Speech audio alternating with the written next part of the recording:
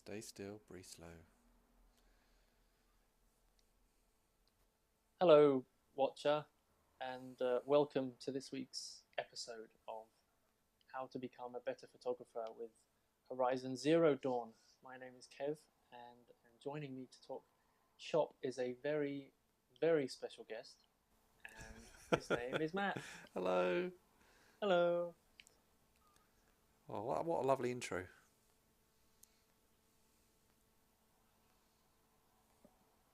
I think we should just get straight down to brass tacks. So I'm enjoying Horizon a lot, as I'm sure you are as well. Well, I know you did, but today uh, we're not really here to talk about the game as you might expect. I think while I've put some time into the story mode, and I haven't gone too crazy with it because I find that it lends itself to quite a leisurely play style. Like as you see here, you can play as aggressively as you want, or you can be as stealthily as you wish, and that brings me to an area which, if you do like to play leisurely, is one which is perhaps overlooked or underappreciated. Oh God, I don't want this. And that Don't is they know you're trying to the take pictures? that's the thing. He knows now. So on that note, that brings me to this little thing here, the photo mode.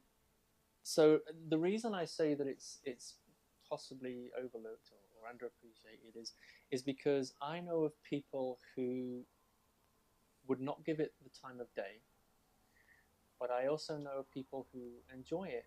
And there are those who I know wouldn't have really give it a look in, but based on recommendations from myself and Matt, have taken a look and then found themselves really enjoying it. So let's just have a quick look around. I mean, as you can see, Horizon is um, is a beautiful looking game, and it's like the developers have said, or they've obviously thought, okay, we've made a game that looks this gorgeous. Why, we'd be mad not to include a feature like this. So here's what we've got. This is all at your disposal. It's a lovely little system, and go nuts. And so you're probably thinking, why? What's the point? What do I need to know about photography? I can take pictures. How will this improve my photography? And well, it, we all like to take pictures and share them with friends and family on social media, right? I'm sure you go out and take like dozens every day, but sometimes it's just you want to capture the moments. Like, how many of those pictures do you take and then think, yeah, I'm not going to bother looking at those again. They'll just pile up on your phone, and you'll just archive them, and they may never see the light of day again. And like you, if you go on holiday or vacation, or or just look around the world in Horizon, you'll see a mountain and a tree and a river, and it's really easy to take pictures like that. But what makes those pictures really memorable, and what makes us want to frame them and to remember them. So so let's take a look at that as I'm surrounded by robot dogs in this lovely field here. Um, and let's try and find some moments. So sorry for that long-winded intro. I paused it because I was getting distracted by this fellow here. And so let's just, while he's here, let's just run up to him, do some dives and stuff, jump in the air, pull our bow, press pause. I meant to do, cock that up, but if at first you don't succeed, So that's not perfect, but you're come on, playing sorry. this on a. I was gonna say you're playing it on a version that's been patched since when I played it. So I played it not when it first came out, but shortly after. And since that Okay. point, they've added some bits to photo mode that you can see here. So you've got facial expression, face paint, body pose. Oh, I'm not sure all of that. Maybe some of it. I don't think it was though. Was in the version that I played. So it was a bit more limited with certainly with facial expressions and what she could do. You were limited to what she's doing in the game. Right.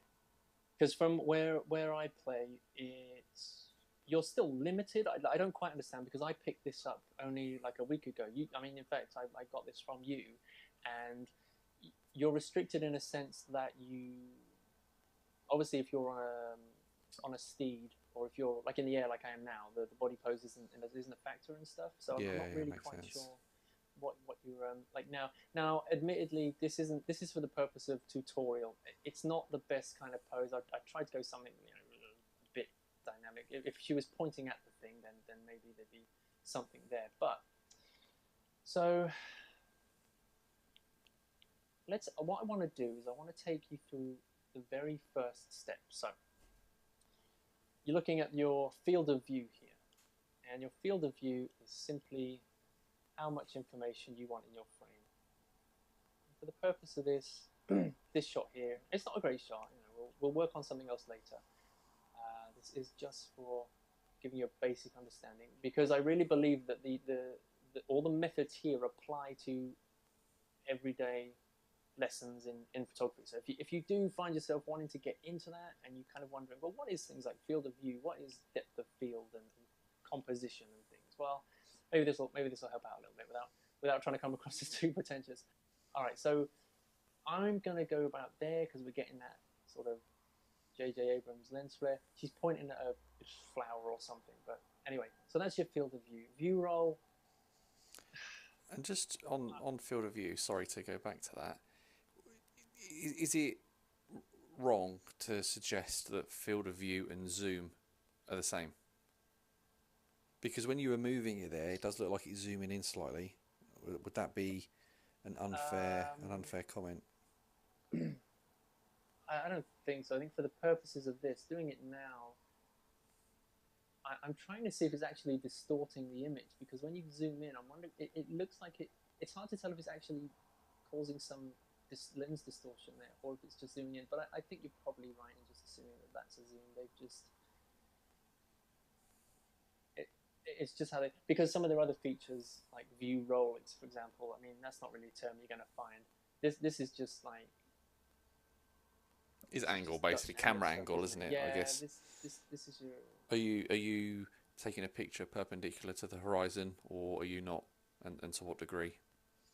Yeah, and I like to stick to the horizon, to be honest. I don't like to look like I'm, sliding down the face of No, you see, I quite the like a earth or bit of something. view roll. There's room for it, and a lot of the time you'll find horror directors like to use use it. But I think there's, if talking about it now, like I can think in my head, oh, maybe if she was lying down on a rock or something, and you wanted to kind of angle it and have her looking up at the sky, then yeah, you can do it. So I'll move on to that. Now we've got high play. So oh, there we go.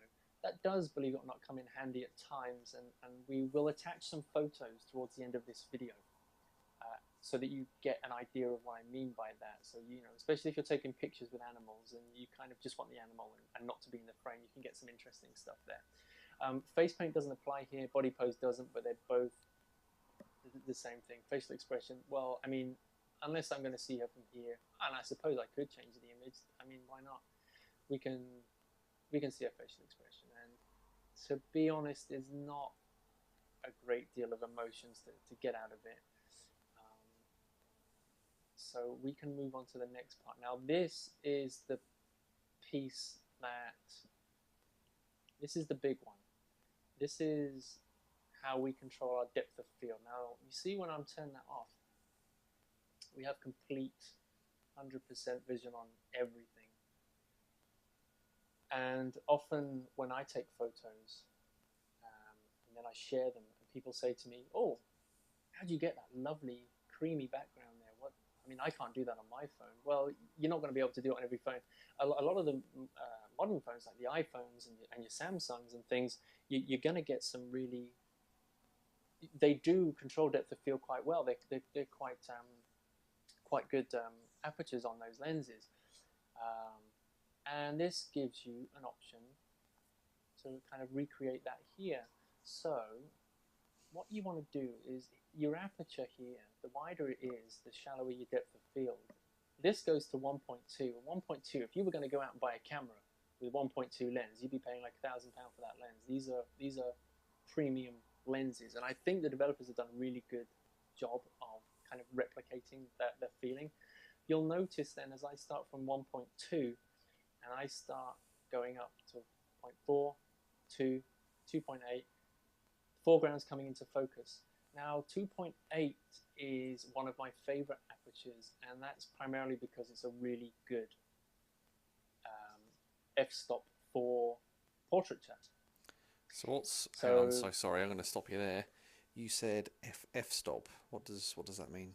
so your f-stop is just your focal distance, and Okay. it's how you control your depth of field. Okay. And so because this is quite wide, it lets in a lot of light, and it allows you to shoot certain shutter speeds at wide apertures. It's faster, it makes the lens very quick, but it also means that you have to focus.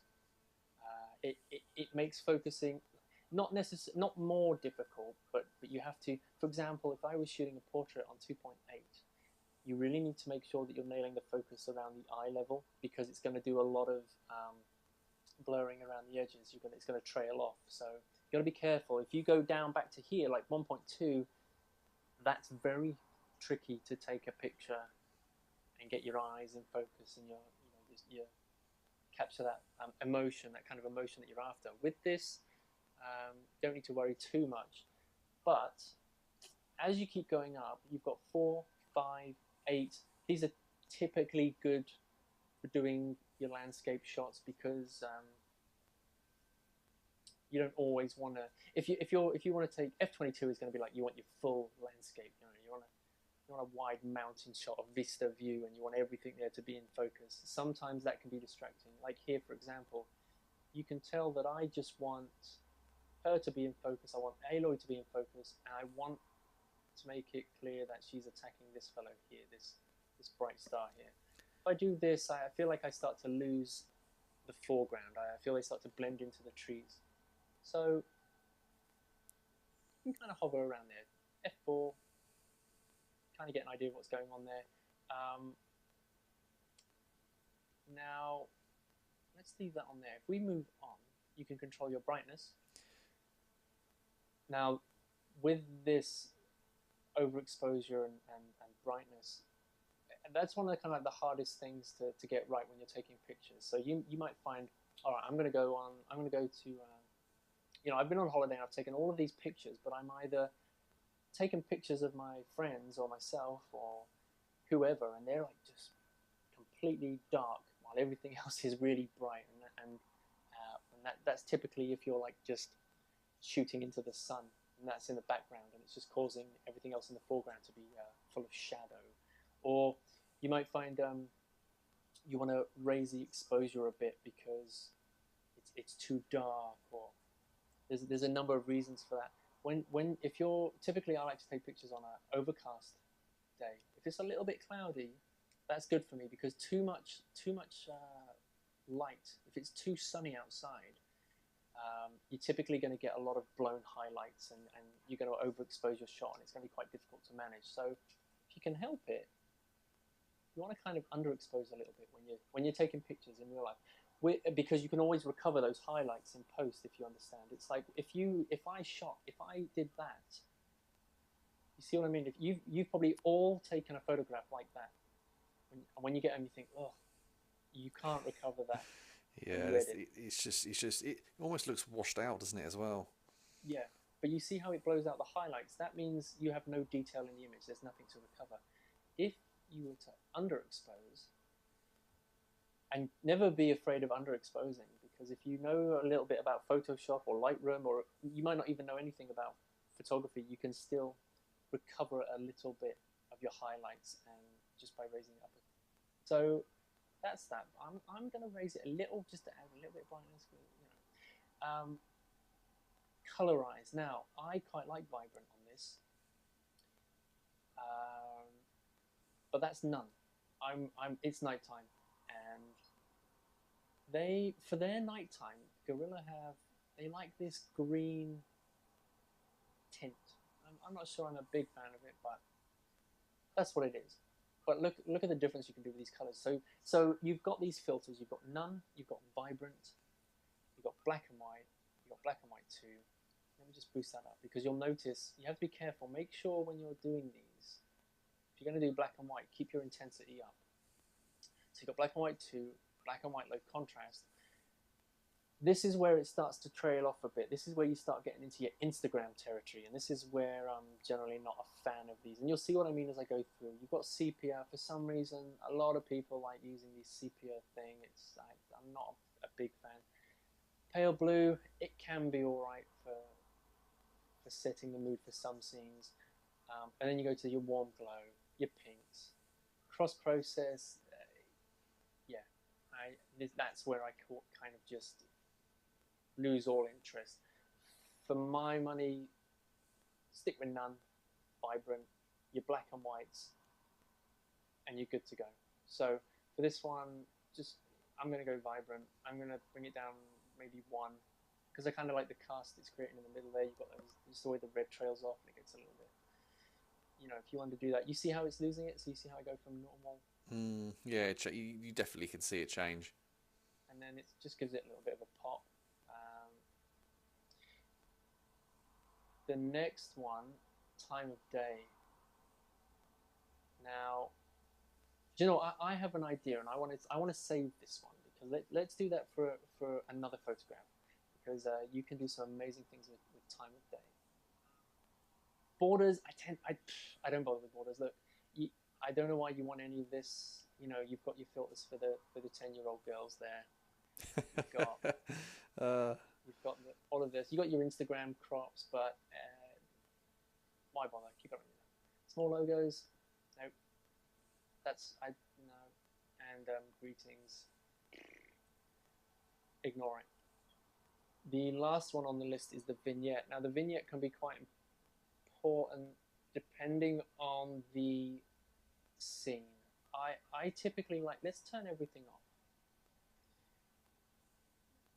Now that's a vignette off, even though you'd be pressed to think that was actually on. But, or at least, yeah, that's weird the way that's worded. That looks like the vignette's on to me, but yeah, it is strange actually. That's got to be a mistake, isn't it? Well, yeah, maybe not. Maybe not. I don't know. Perhaps because you got it on Regardless, size 0. Maybe that's why. Stick that up to 100. So typically, I like vignettes, but I normally reserve them for black and white scenes, because just black and white in general is moodier. So you've got a lot of room to add a bit of mood there. I think it's something that can be terribly overused. With this, you've got 100%, 25, 50, 75. So if I put that on 100 and then start moving these down, you can see what it's doing there. That's too much. Even 25 is too much. And I think for a scene like this, if I was doing it, I like it to creep in a little bit. So look at the corners. Look at the top left corner of the screen as I come in.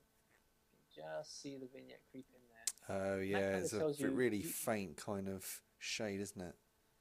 Yeah. And you get a feeling when that's really creeping in too much, if you just keep going back and forth. And then you start to realize, actually, I don't need that at all. Then, with all of that said, you can play around with your camera a bit. If I had been a bit close to that guy, maybe I could have done something a bit more. But let's come out. You can always run right up to him. Let's do some dodges. And you can always try. Now, what I'm doing here is I'm trying to capture him while he's. Now, so photo mode again, and now you can sort of really mess around and start playing with. Try and capture the. It can be a lot fiddling about, because you're also thinking, well, what's going on in the scene? You kind of want to know what's happening. There's a lot of light there. That's more of a spectacle shot, isn't it, than anything else? You can see colours and something's happening, but it's quite hard to make out what is happening. Yeah. So this isn't like in terms of an actual picture, but what it does give us is another example for me to go back to our depth of field again. You can turn it off, but because there's a lot of things out of focus here, so let's have a look. Let's do our field of view. We can bring that back a bit, and hopefully, as I change the aperture,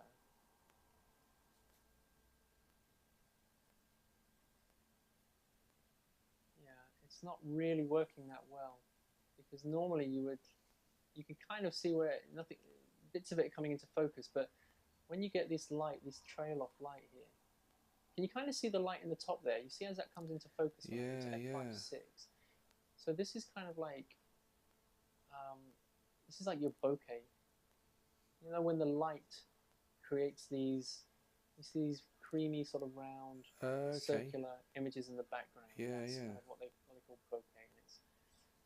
But I think that's a dud. So you can go back. You can do that. Go back in. Maybe there's something else there. And let's see if we can get her into focus.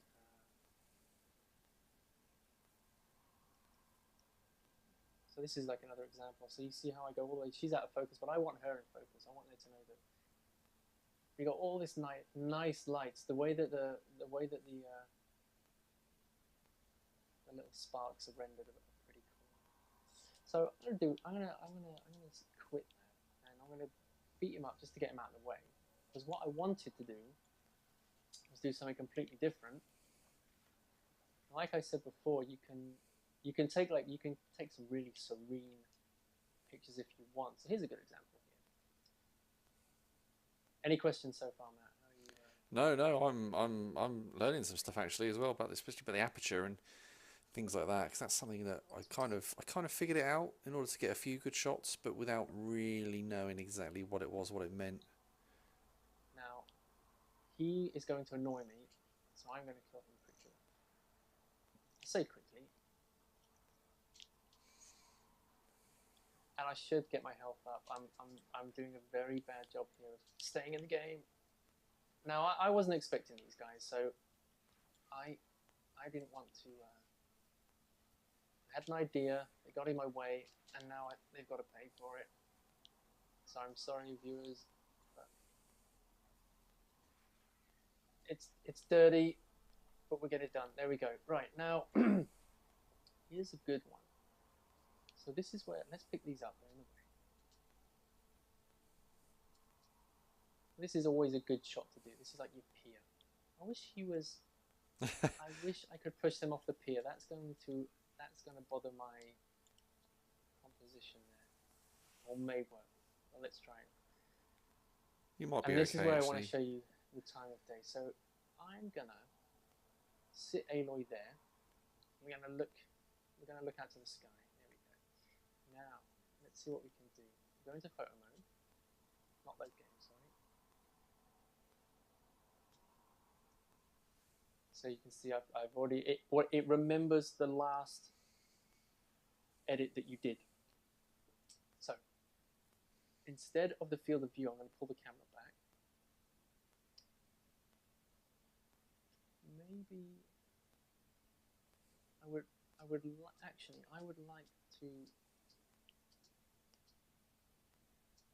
like to bring that camera back more. I kind of want more of the pier in shot. Let's try that. If there's a complaint I have, it's that you don't get enough room to play with all the time. I'm going to bring my field of view. That's my bad. That is me being terrible. So look, let's do something like that. That already is looking pretty good, I think. Let's put Aloy here. So what I'm going for here is something, bit of serenity, bit of a picture postcard kind of thing. We'll use this pier to our advantage. So you're using the pillars at the side to almost frame it? Frame it, exactly. So this is where you talk about composition, and you're creating a scene. It's how the lines draw you to the main focus of the image. It's how it's creating lines, and so you'll learn this if you take photography lessons. And there's a lot of different things, but typically you want to draw the eye to your main thing. Now with this, admittedly, I would like more of the sky in frame, so I could achieve that by getting a bit closer here. I wish I could just get those a bit more in frame, but let's go with that for now. Now this is where I do want to change the body pose. So you can be. I think you want to go for something. I know, yeah. I I think I think she just wants to be looking at the horizon. Now she could be sitting down there. Could have her sitting. Oh, I quite like the sitting actually. That's quite nice. I like the sitting. That's quite good. So hard to tell exactly what you're doing. But let's go for that. I think she's got her hands on her head there. She's just all right. Now this aperture. Well, I kind of want the whole thing in. So because I want to keep it in focus, because you see when I do that, I'm just, you know, that's good for me. But what I want is to slightly blur the foreground a little bit. I just want these posts to go soft enough, if I can. I might not be able to because of, yeah, that's. How can I do that? It's a shame there's not like a line that shows you where that focus distance is, because you're at, you were at Yeah, 40, 30, whatever meters. It's quite hard to tell yeah. in game what is that distance. This is another problem with the camera mode is that if I was gonna shoot here on f2, I could still do a serviceable shot like that, but I can't focus in the middle, or at least I haven't found a way of being able to focus in the middle. So if I was going to point my camera and I had it on f2.8 and I squarely had the focus on Aloy, she would be in focus and I would probably have a little softening around the edges. But that doesn't worry too much. I'm still not decided if I am going to do it on f22 though, because I want it on frame. I'm not sold on the posts. I'm going to take them out. I know what you're saying is like it's almost frame, but I want a little more of the sky there. So I'm gonna go. I think I want black and white. I think I want to see what black and white works. Here, all you're doing is you see low contrast and slightly raising the brightness there. But I like that, and I think I can raise the brightness a little. And now what I want to do is this is where it's really exciting. Time of day. So it's 1:41 in the morning. It's dark. Let's see what happens when the sun starts coming out. Clouds darken. It's a nice, see if we can get some rays. nice shadows there as well. If you were to go back a little bit, just about the it's 0400, there was a nice shadow that cut across the pier. Keep going, keep going. Bearing in mind, this freezes everything now, so you can go back and capture whatever it is that you want. Yeah, is that like full 20 sort of time, maybe? Oh, you can see it there. Maybe it was just because you were doing it at speed, but like shadows being cast across the pier. It's quite nice. Yeah, look at that. Look at that. Yeah, the shadow of the pillars. Actually, what I should do, because I haven't mentioned that yet, you can turn this off. Now, when you turn the HUD off, you would do this to take your picture, right? To capture your moment. Correct. But if you are wanting to edit something, as long as you've got the bit you want to edit highlighted, so I've got time of day, you turn it off, with the left and right, you can still control it, like that. And you haven't got those distractions. So there's your shadow coming over there. Let's see if we get any rays of sun coming through. Maybe we get some pretty... it's going really cloudy there.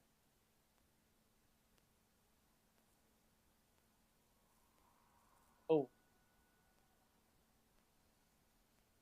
See how you can maybe mess around there with the... It's 8:14, the sun's setting. You can maybe get some rays just coming into view there. That looks quite nice. Yeah, that was a good shot actually. Problem with this game as well, and I say a problem, is in like it's a nice problem to have. The game looks so good that even what you suppose you would class as bad shots in terms of things like composition and such like look good. You'd be hard pressed to find a filter here or something that makes this look terrible, just because the game itself looks so good. That's the thing, yeah. But I put this on color now because I wanted you guys to see what it's doing. Oi, gosh, my rabbits are playing up. All right, so I like that how the sun comes up and are they stars in the background there?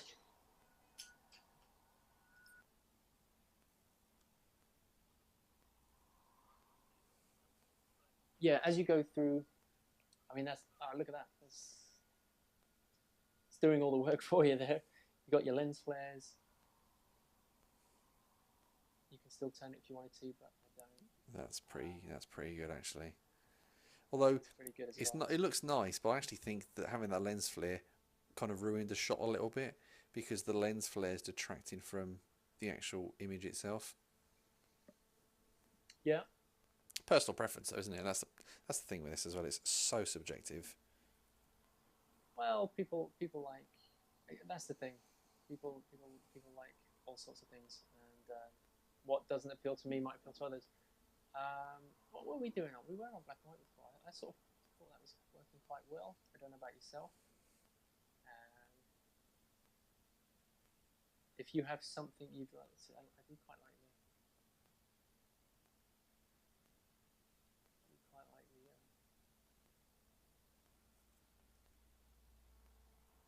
What I like, if I can help it, is to bring out those clouds as well. It's quite sunny.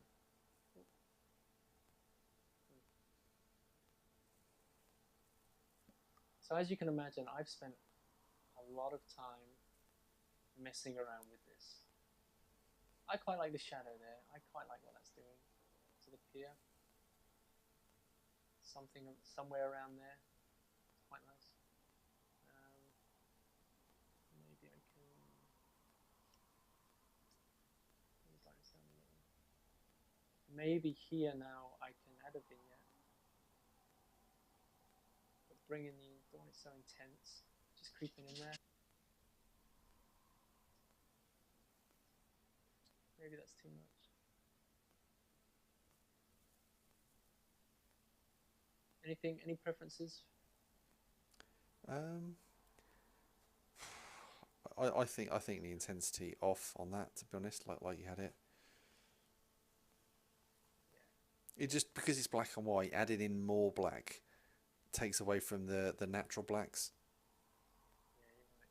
Now, I think that's too dark. Just because here you're getting different kind of shadow detail. And actually, that intensity is quite a lot. But again, if I bring it too down, you're gonna. So you can raise the brightness a little if you wanted to. But with a lot of time and focus, you can. But there you go. I mean, you can get something like that. That's quite a nice little moment there. And if you wanted to share that, you would just hit your share button and You're off to the races. Away, social media. Yeah. And then go back to normal. different world. Look at it. Doesn't look as good. So we've made the game look better than it actually is. So, I mean, we've been recording this now for 35 minutes almost.